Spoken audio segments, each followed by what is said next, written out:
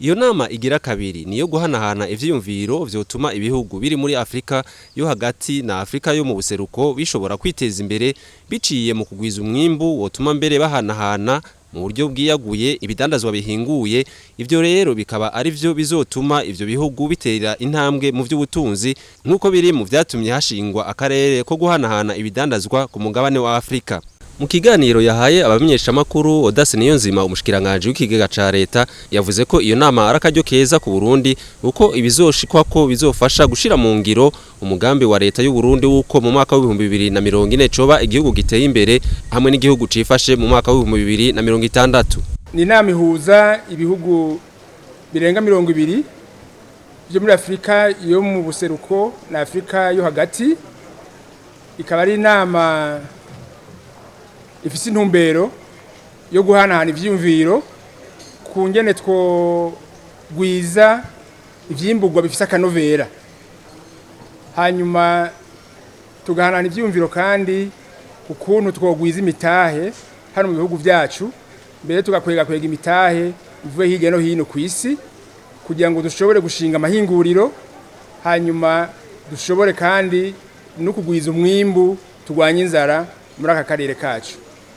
Akarere ka Afrika yo hagati na Afrika y'ubuseruko kakaba kari muri Afrika yose. Afrika yose rero ikabifise intumbero yo kugira ubumwe bw'ubudandaji. Mu gihe ubwo bumwe rero mu kudandaza dutegeza kuba dufise ivyimburwa by'akanovera dushobora guhanahana hagati yacu, tukaba dufise n'ubuhinga bwo gushobora kuvyimbura tugaheza tukabishora no hanze ya Afrika.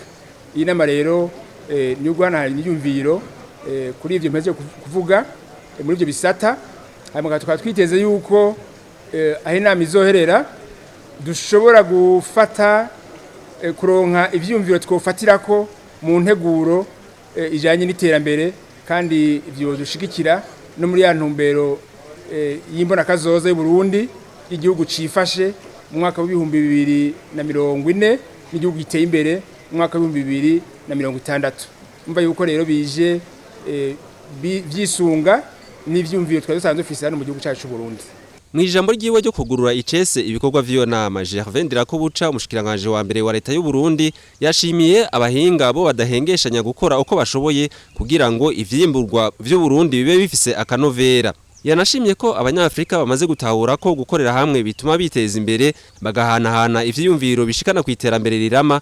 Ivyo navyo bigatuma bahanahana ibidandazwa hagati y'ibihugu, ari navyo vyongereza ubutunzi hamwe no kurwanya inzara.